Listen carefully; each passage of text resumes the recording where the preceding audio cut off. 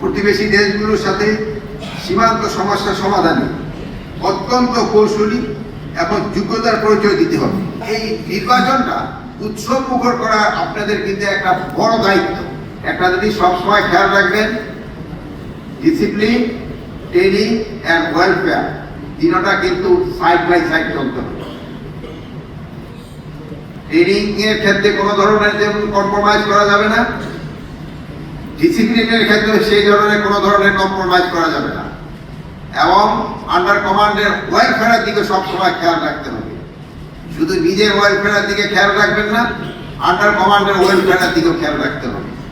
তাদের সমস্যাগুলি সবসময় শুনতে হবে এবং তাদের সমস্যাগুলি যত তাড়াতাড়ি সম্ভব সমাধান করার জন্য চেষ্টা করতে হবে।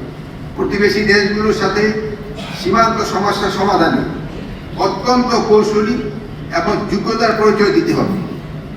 দেশের স্বার্থ শতভাগ রক্ষা করতে হবে। আপনারা জানেন, নির্বাচন